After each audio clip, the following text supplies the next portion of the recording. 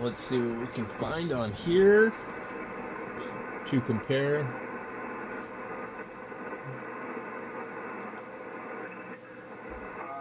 The other day, it's been 10 years ago. Got it.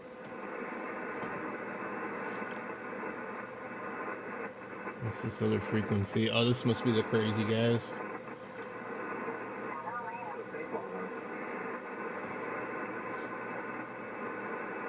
Put your balls in the freezer.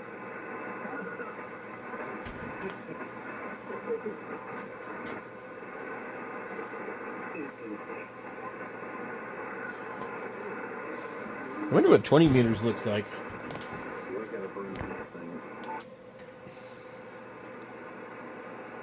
Oh, of course, we can't do this. We had to go do this. Well, yesterday there was some stuff on 20. But anyway, go back to where we were. This one thing that I don't like about using the SDR play to control it is it manipulates my frequency. It doesn't have a band stack anymore, basically. And you have to unlock the local oscillator and go from low IF to zero IF. But then it chops off part of your frequency for the ham bands, and then you can't like see the entire band. I really, really like SDR Uno, but there's some things I would love to change if I could write my own software. I'm not a fan of SDR console or HD SDR. I really do like the Thetis software, but you can't run Thetis on anything but a Hermes or the other radio, the Anon or whatever. Some of the Power SDR Flex software would be kind of cool to run, but I don't really know how to do that easily. So, anyway, we were going to try a little experiment here. Let me see if we can find these guys on here.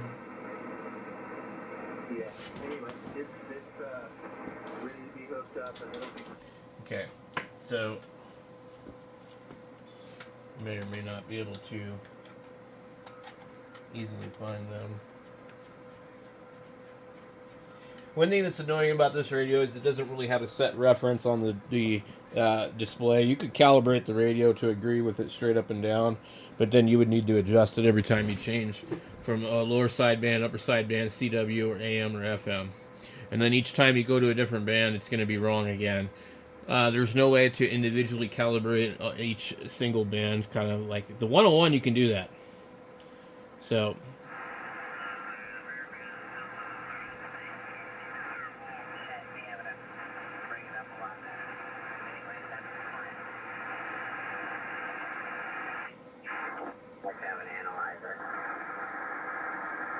we have the width.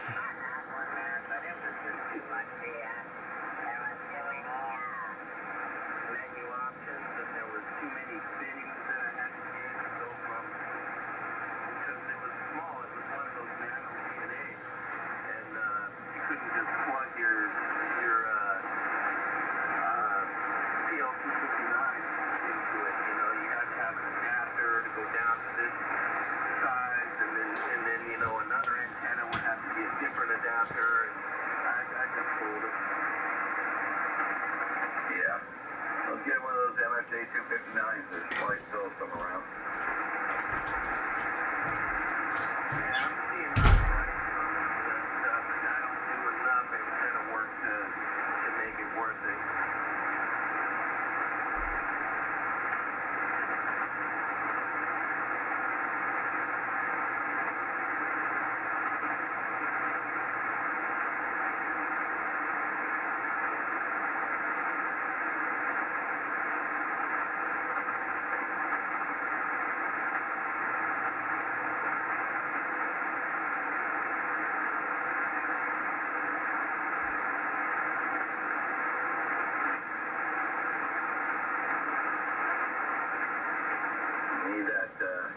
Dual band Yeasu I got that goes out of band for 50 watts.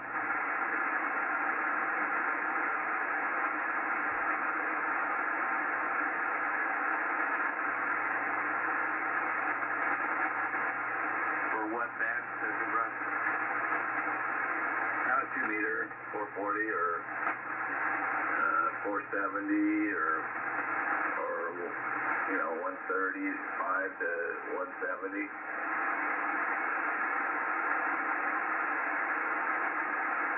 Yeah, I got almost covered. 25-watt radio. That plus 1.25 meters. I got everything for all that. One repeater. I'm certainly not going to buy a radio just to get this one repeater. I could live without it. If this Yagi doesn't cut it, hell, that's it. The only reason I'm even touching this Yagi is because it was given to me for nothing. So it's GMRS, so it's the UHF band up there. It's this Yagi does 420, I think, to 460, something like that. Oh, okay. Isn't that GMRS? Isn't that up at 170? No, it's UHF. It's 460. God, I don't know. The Yagi goes up to 470 actually, because the GMRS bands are in the 460 area. That's what I meant, 470. Okay.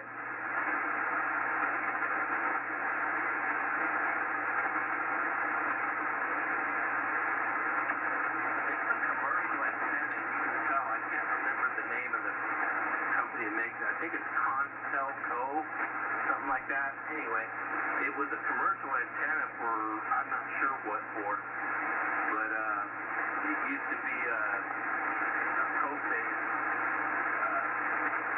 stack. There was two of them stacked, and whatever happened is they changed bands that they were using, whoever this company was or whatever. Anyway, this other guy wound up with them both, and he kept one, and he gave me one in order for me to try to get grooves better up there. So that's what I'm trying to do, and if that happens, I'm good. I'll just leave it where it's at.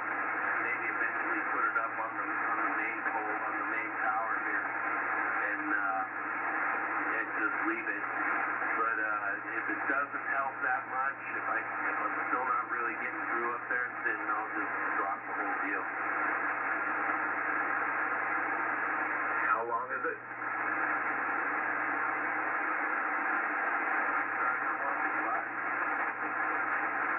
How long is the antenna for 470? I don't know. It's about 3 feet, maybe. Little tiny element. It's I'm trying to think in my head now. I think it's about a 10 element. Really? 10 elements is only 4 feet long? Yeah, the elements are only, I don't know, 8 inches.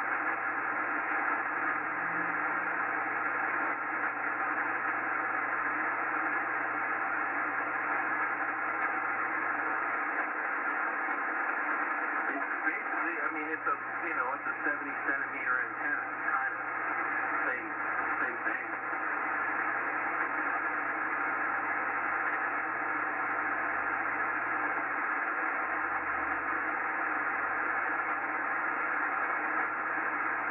I think I got some 70-centimeter, I got some dual band antennas over here. I got some new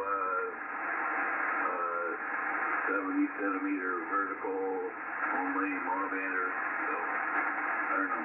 I bought them and I was going to put them on the boat, but I never did.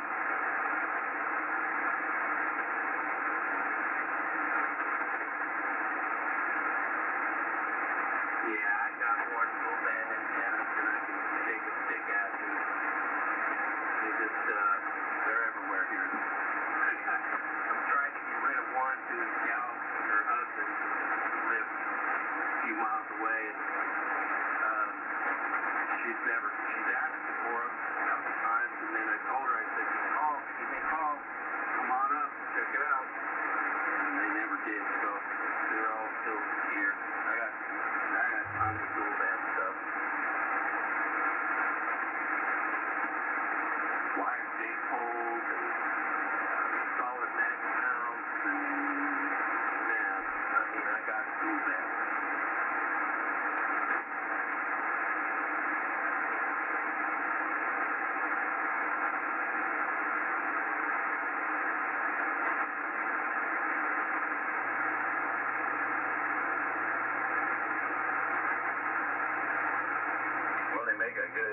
dual band vertical that's made from the commercial parts, so to cover the bands you want.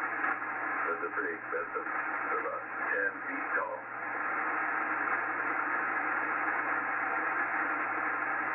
Yeah, I'm not. Maybe you missed it. I'm not sure. I'm not looking for any bands. I have all those bands covered already. I'm looking to hit one repeater that's like 45 miles away, and that's it. That's the only reason I'm even attempting this Yeasu.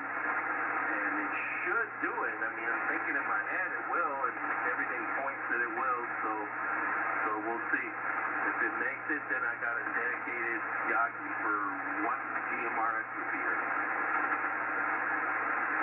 Very good. Okay. I'm going to say in the amateur band compared to the GMRS are that close, and I can't see the SWR being very good. Oh yeah, it's right on the money. I can already hit it with my wired J-pole, and it's set for 440. It's easy. They work terrific on GMRS. I can't even see a difference. In fact, I've got a couple of them that are strictly for GMRS, and several that are dual band ham band stuff, and there's no difference at all in the signal strength and the reports that I get back and everything. No, I've tested them side by side, up there, down here, everywhere. They're identical. It's easy. Don't waste your money on GMRS.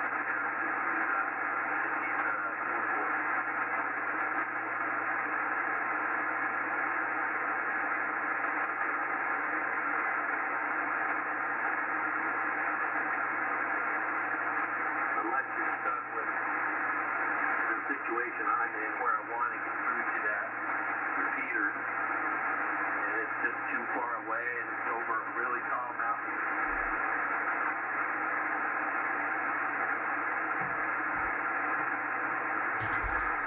Well, let's hope it works. I got to put up a 440 up here too, to get to a repeater. It's not that far away, but it's being blocked.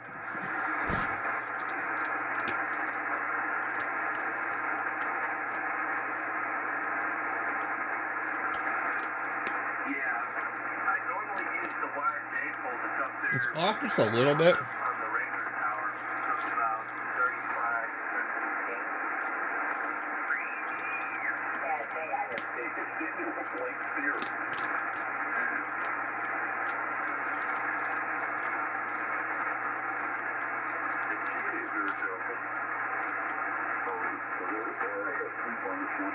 I think this is one of the best old boat anchor radios to have. Just because you got AM, you got FM, you got an actual built-in memory where you can do 10 meter FM duplex.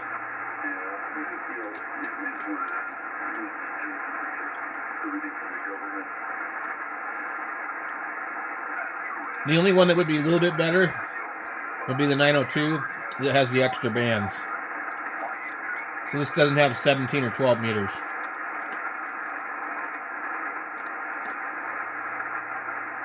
But unlike the 101ZD, it has both AM and FM. I think maybe it was an option, but I've had 3 of these radios, and they've all had AM and FM. There is a 901 non-DM, and the DM stands for digital memory. And that's this thing down here, where you push the memory button. You'll see the memory LED light, and it'll come on solid. It means it's locked onto that frequency. Now, it's not perfectly lined up. Let me turn this down. The memory is digitally synthesized, whereas the rest of the radio is analog. So actually, if you wanted to not drift, you come in here, you set your memory, Let's go to a different frequency. We'll go.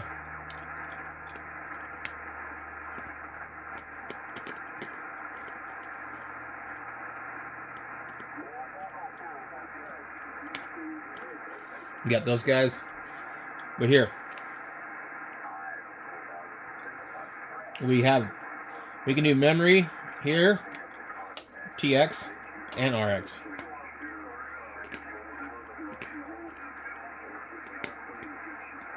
Or we have the VFO button. External.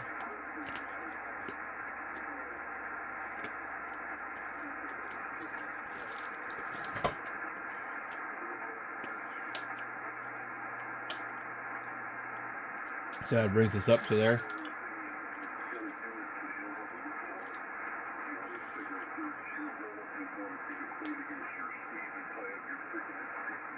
But we won't be able to transmit there. It's only capable of doing like basically split.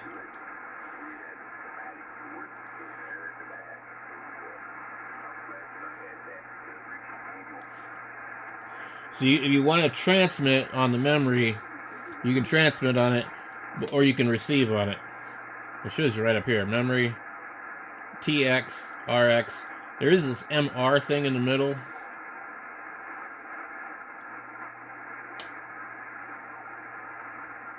So I think if it just says MR, you can transmit on it. Yeah, that's right. These are all click. They click. And if you have them set wrong, so we're RXing on that frequency only, we're TXing on it only. And then here, transmit and receive on the memory. You see if it won't change. Now if we just say, oh, let's just transmit there. Well, then we can tune our receive frequency and transmit wherever the memory is.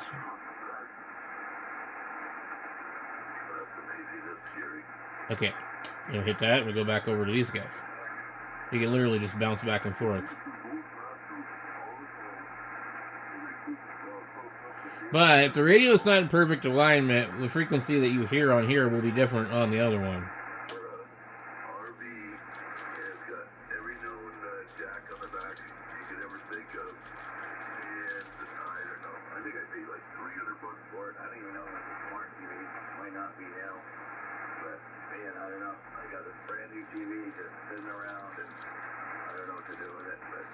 Anyway, that's the 901dm. Not a bad radio at all. Really good receiver, actually. Probably about, oh god, I think they were $1,300, $1,400, $1,500 or something in 1979. It was a really expensive radio. I don't think anybody wants them anymore, though, but